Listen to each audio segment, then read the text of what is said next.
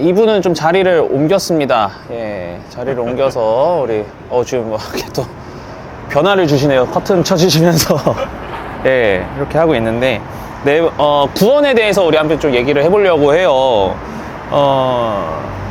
이제 1부 때 죄에 대해서 우리가 나눴는데 3월 영상 한번 궁금하신 분들은 3월 영상 한번 보시면 될 것 같고요.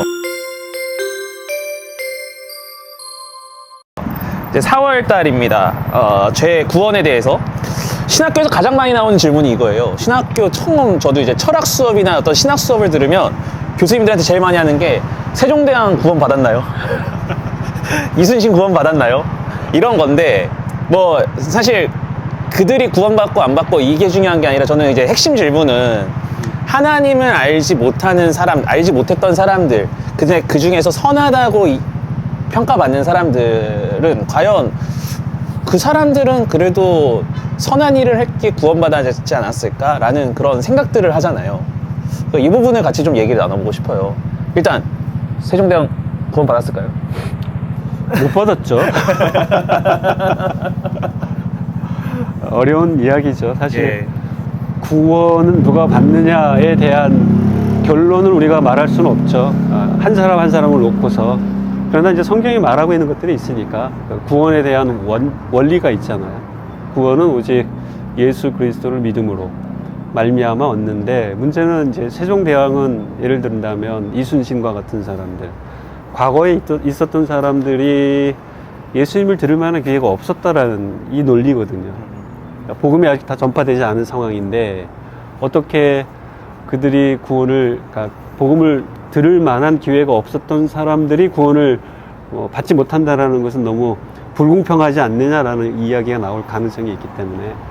근데 대전제가 중요한 것 같아요. 원래 인류는 하나님을 아는 것으로부터 출발했다라는 게 중요한 것 같아요.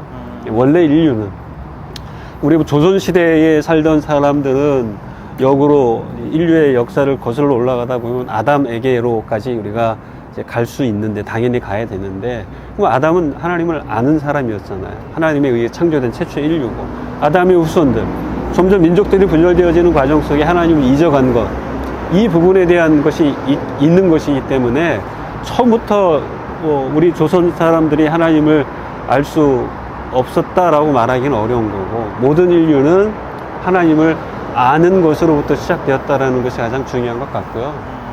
그 다음에 예수께서 이 땅에 오셔서 십자가에 죽으시고 부활하신 이 이후와 이전에 대해서는 우리가 좀 더 고민할 것들이 많이 있기는 해요. 왜냐하면 예수님이 십자가에 달려 돌아가신 이 사건부터는 모든 것은 예수 그리스도를 믿음으로 구원을 얻는다는 논리가 분명합니다. 뭐 예를 들면 사도행전에 나타난 고넬료와 같은 케이스도 그런 케이스거든요. 그런 하나님을 경외했고, 또 하나님이 그를 보실 때에 하나님을 경외하는 자로서 인정할 만한 모습이 분명 있었음에도 불구하고 베드로를 불러다가 그다음에 고넬료의 집에 방문하게 하고, 베드로는 거기서 십자가에 달려 돌아가신 예수 그리스도를 선포하고, 고넬료와 그의 집안은 그 선포된 예수 그리스도를 믿음으로 말미암아 구원을 얻는 이야기가 사도행전에 기록되어져 있다는 것은 굉장히 우리가 중요한 관점으로 볼 필요가 있습니다. 그러니까 예수님이 구원자로서 선포된 이후에는 당연히 예수 그리스도를 믿음으로 말미암아 구원 얻는 이 부분으로 우리가 명료하게 정리가 되는데, 그렇다면 이제 그 이전 사람들에 대해서는 어떻게 되느냐? 이스라엘 역사 속에서는 우리가 쉽게 이야기하죠. 오실 예수 그리스도 메시아를 바라보는 믿음으로 우리가 일반적으로 그렇게 이야기하는데, 저는 이제 좀 더 그냥 조금 더 쉽게 정리하자 한다면, 히브리서에서도 1장에 그렇게 기록이 되어 있어요. 여러 모양으로 하나님께서 말씀하신 거죠. 여러 모양으로 말씀하셨을 때에 이 1장 말씀을 제가 이렇게 여기 써왔는데, 예를 들면 1장 1절부터 2절 말씀을 보면 옛적에 선지자들을 통하여 여러 부분과 여러 모양으로 우리 조상에게 말씀하신 하나님이 모든 날 마지막에는 예수 그리스도를 통해 말씀하셨다라는 겁니다. 그러니까 예수님 이전에도 하나님은 여러 모양으로 구원의 길에 대해서, 하나님에 대해서 계속 계시를 했고, 그 계시한 하나님을 믿는 사람들은 구원을 받은 건 분명합니다. 그러나 이스라엘 역사만 본다면 그들은 선지자들을 통하여 계시를 받았잖아요. 선포된 말씀을 들었잖아요. 그리고 아브라함과 같이, 이삭과 같이, 야곱과 같이 이제는 후손으로 오실 메시아를 바라보는 믿음으로 구원을 받았다. 이거 우리가 또 정리할 수 있죠. 그런데 이제 이스라엘이 아닌 다른 사람들은 어떻게 되느냐? 이 부분이 어려운 부분이라는 거죠. 그게 이제 질문하신 세종대왕, 이순신과 같은 그 이야기들을 우리에게 하고 있는 것입니다. 그러니까 일반 계시, 하나님이 자연을 통해 하나님이 어떤 음성을 통해 막연하게 나타나셔서 어떤 사람들에게 신에 대한 신적 개념을 주실 수는 있는데, 그렇다면 그분이 우리가 성경이 말하는 하나님이냐라는 것을 어떻게 확신할 수 있냐라는 거예요. 이 부분이 또 복잡하고 어려운 문제라는 것이죠. 그러니까 우리는 저는 내릴 수 있는 결론은 그겁니다. 사실은 복음의 논리대로 본다면 이순신 구원 못 받았죠. 아무리 착하게 살아도 구원 못 받았죠. 그러나 과거에 있었던 그러한 사람들을 불러다가 그들의 구원의 이슈들을 다루기 시작하다 보면 이미 우리에게 주어진 구원의 방편, 구원의 길에 대하여 자꾸 분명함에도 불구하고 그것을 회색 지대로 자꾸 밀어놓는 부작용이 생길 수 있다는 겁니다. 그러니까 우리의 관점은 지금 우리에게 주어진 구원의 방편을 성경이 어떻게 말하고 있고, 과연 우리는 구원의 방편을 성경이 제시하고 있는 그 구원의 길을 믿고 붙잡고 있느냐, 이 관점으로 좀 정리를 해야 될 필요가 있다는 거죠. 그러니까 과거의 사람들은 분명 그 시대 속에서 하나님을 계시해 주셨기 때문에 그 계시된 계시의 내용을 통해 하나님을 알 수 있는 방편이 분명히 있었다라는 것만큼 분명합니다. 그러나 이제 그럼에도 불구하고 일반 계시를 통해서만 또 구원을 얻을 수 있느냐, 그건 아니라는 거죠. 이 계시의 완성은 예수 그리스도이기 때문에 그리스도가 오신 이후의 삶을 살아간 우리들은 그리스도를 통해서만 구원을 얻을 수 있다라는 이 복음의 대전제나 이 진리를 당연하게 붙잡고 살아가야 한다라는. 그러니까 보면은 이제 이런 의문들이나 어떤 이런 것들이 왜 생겨나나, 그리고 또 이런 의문들을 가지고 있는 것들을 파헤쳐다 보다 보면 막 혼란이 오는 이유는, 과거는 과거의 방식대로 하나님께서 일하시는 방법들이 있는데 지금 현재를 살아가는 우리의 어떤 개념과 방식을 과거에 대입하다 보니까 오는 그런 모순들이 발견되다 보니까 오는 것 같아요. 예. 그래서 우리는 현재에 좀 집중하자. 지금 내 삶. 왜냐하면 예수님을 믿고 예수의 제자로 살아간다는 게 어렵거든요. 자기를 부인해야 되고 십자가를 져야 되는 삶인데, 이게 어렵다 보니까 쉬운 것들을 자꾸 생각하는 거죠. 그러다 보니까 좀 더 쉬운 길은 없을까, 쉽게 구원받은 과거의 사람들은 좀 더 우리보다는 쉽게 구원받지 않았을까라는 어떤 생각도 들 가능성도 있어요. 그래서 지금 우리에게 어떠한 메시지가 주어졌고, 성경은 우리에게 어떻게 구원의 길을 제시하는지. 왜냐하면 계시는 점진성이거든요. 예전에 작았던, 그리고 희미했던 계시들이 점점 시간과 역사가 흘러가면서 점점 선명해지고 완성되어지는 거기 때문에 우리는 현재의 관점에서 현재에 주어진 계시가 최상의 계시라는 그 확신 속에서 현재의 것을 붙잡고 우리의 삶을 점검하고 구원을 또 점검해 보는 것이 가장 중요한 것이죠. 질문 이어서 한번 가보겠습니다. 나의 구원에 대해서, 구원의 확신에 대해서 좀 얘기를 하고 싶은데, 어떻게 구원을 확신을 할 수 있을까? 그러니까 이제 저 청소년 때 생각을 해보면 울어야 된다. 그게 저한테는 굉장히 큰, 그 당시에는 굉장히 딜레마였어요. 근데 뒤늦게 이제 신앙생활을 하시는 분들이 가지시는 이 딜레마도 이런 것 같아요. 그러니까 뜨거운 경험을 해야 된다. 그게 내가 막 하나님 앞에서 울고 막 어떤 그런 개인적인 어떤 뜨거운 경험이 있어야 내가 구원받은 백성이라는 확신이 있는 거 아닌가? 근데 난 그런 경험이 없는데 하나님은 믿어지고, 그럼 나는 뭘까? 이런 생각들을 할 때가 있거든요. 근데 체험에 속으면 안 됩니다. 예. 체험이 전부가 아니에요. 체험은 중요할 수 있는데 당연히 중요하죠.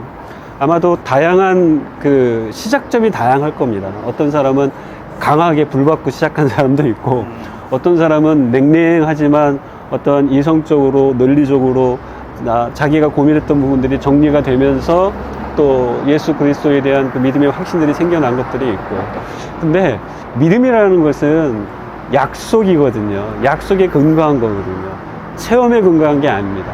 아까도 말씀드렸습니다만 이러한 완성된 계시가 없을 당시에는 그 시대 문맥 속에서 하나님이 그 시대에 통용되어질 수 있고 사람들에게 알려질 수 있는 계시의 방편들이 나름대로 있었겠죠. 그러나 지금은 완성된 계시가 성경을 통해서 우리에게 주어졌기 때문에 하나님의 말씀, 약속의 근거에서 내 구원을 점검해 볼 필요가 있는 것이죠. 이렇게 한번 생각해 보면 될 것 같아요. 막 열심히 눈물 흘리고 기도하고 하나님이 주신 은혜가 너무 뜨거워서 감격이 풍성했었어요. 구원 받았어요. 그 순간에 구원 받은 확신이 있어요. 근데 시간이 좀 지나면서 냉랭해지고 그러다가 갑자기 자신의 삶을 돌아보니까 엉망인 것 같아요. 그때 무엇이 생기죠? 또다시 의심이 생기는 거지. 내가 구원 받았나? 체험이라는 건 바로 그런 거라는 것이죠. 체험이라는 거. 그러나 약속을 붙잡는다는 건 전혀 반대의 개념입니다. 체험과 상관없이 하나님이 이렇게 약속하셨으니까 아들이 있는 자에게는 생명, 영생이 있고 아들이 없는 자에게는 생명이 없다. 이 약속이잖아요. 그러니까 아들이 있다 없다 누가 제일 잘 알까요? 감정이 아니라 누가 제일 잘 알까요? 내가 잘 아는 거죠, 사실은.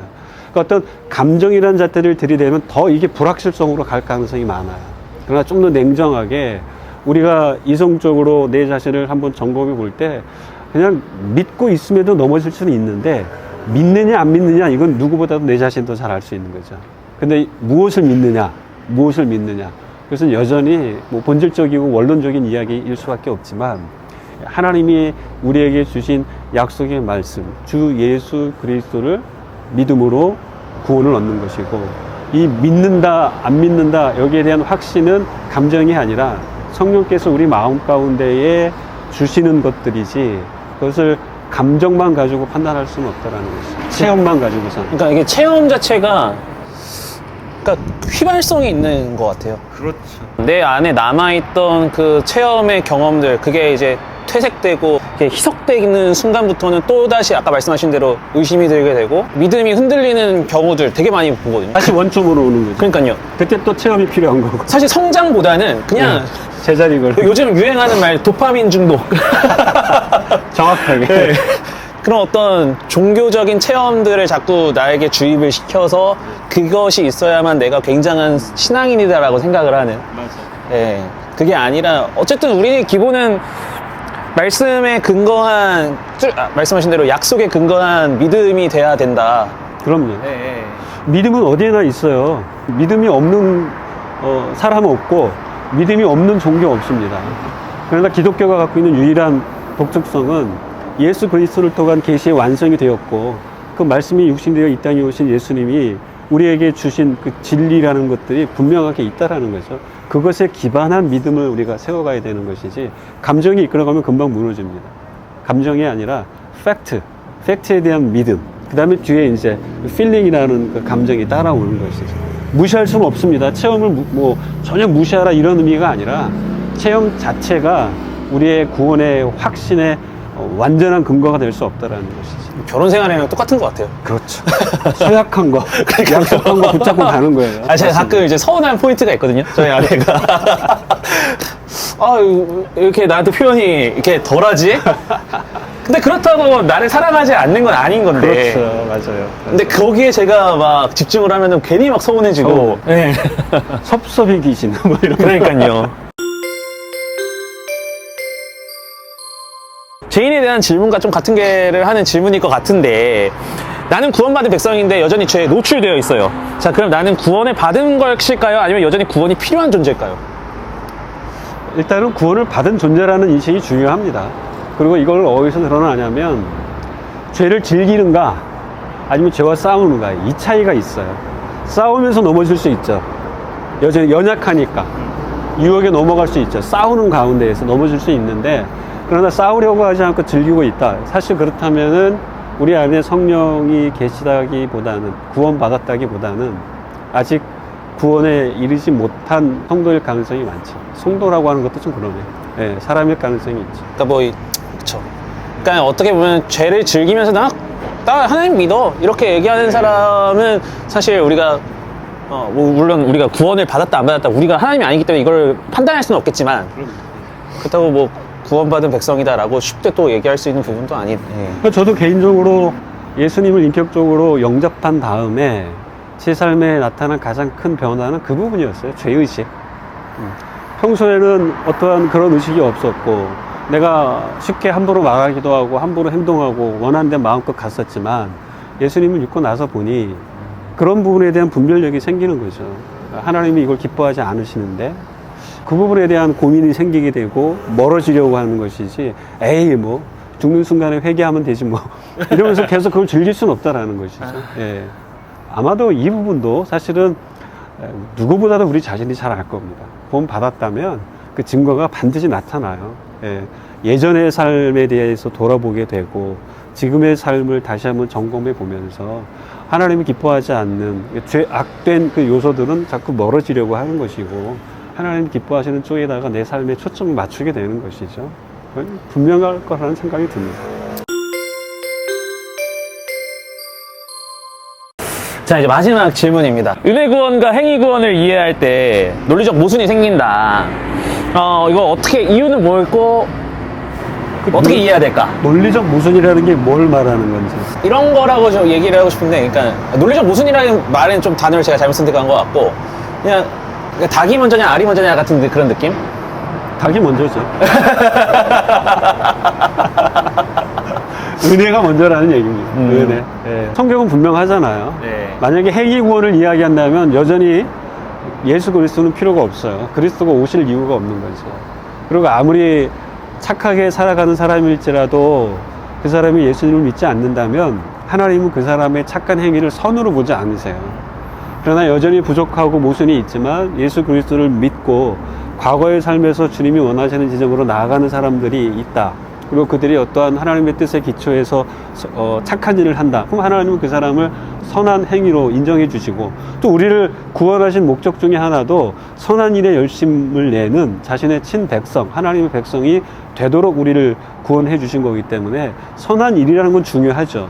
그리고 선한 일이라는 것은 구원받은 사람의 행위를 통해 나타나는 결과이지 그것이 구원을 위한 조건은 될 수 없는 거예요. 그러니까 어떤 거냐면 은혜냐 행위냐라는 이 무게중심을 가지고 싸우는 이유는 어디에 있냐면, 은혜라는 쪽에다가 무게중심을 두게 되면 구원의 어떠한 그 주도권, 구원의 시작과 완성이 하나님께 있음이 강조되어지는 거고, 행위 쪽으로 자꾸 맞추다 보면은 구원이 마치 내가 선택했기 때문에, 하나님을 믿는 거 내가 선택했기 때문에, 그러니까 인간에게 어떤 무게중심이 옮겨가는 이러한 부분들이 상당히 커져요.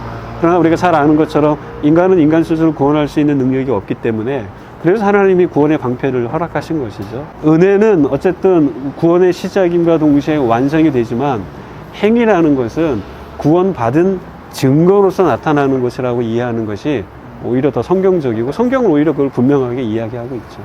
그러니까 어떤 면에서 보면은 내가 행위적으로 내 삶이 하나님 보시기에 구원받은 백성 같지 않은 연약한 모습이 있다라는 것으로 인해서, 그것으로 인해서 내 구원에 대한 의심과 그렇게 가는 게 아니라 오히려 은혜를 사모하는 쪽으로 가야 되는 거지, 나를 자책하고 그럼요. 나를 비하하고 이렇게 갈 필요는 없는 거예요. 예. 그걸 사단이 자꾸 하는 거죠. 예. 야, 죄송합니다. 네 꼬라지를 봐, 뭐.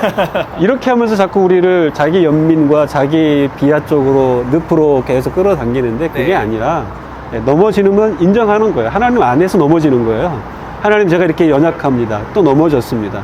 여전히 은혜가 필요합니다. 도와주십시오. 우리는 넘어짐을 통해서도 하나님을 집중하고 하나님의 은혜를 사모하게 되는 것. 이게 진짜 은혜고, 이것이 하나님이 우리를 향하여서 계속해서 이끌어 가시는 구원의 여정이죠. 좋습니다. 오늘 1편과 2편 해서 저희가 한 번에 쭉 가봤는데, 이거를 보신 분들은 다시 좀 앞에 편을 다시 보시면 또 한 궤로 쫙 이어질 것 같아요. 그래서 그렇게 죄에 대해서 또 구원의 문제에 대해서 한번 생각해 보시는 그런 시간들로 삼아 보셨으면 좋겠습니다. 아마 이 영상이 나가고 4월 달에는 미국 사역이 있으시다고. 네. 언제부터 가시나요? 4월 10일부터 26일 날 들어옵니다. 선생님 미주 사역을 위해서 또. 감사합니다. 예, 영상을 보시는 쯤에는 막 출발을 하실 때가 될 것 같은데 같이 기도하고 또 귀한 사역 될 수 있도록. 네. 전 일정이니까 기도 부탁드립니다. 예, 알겠습니다. 예, 그럼 저희는 여기서 마치도록 하겠습니다. 안녕히 계세요. 감사합니다.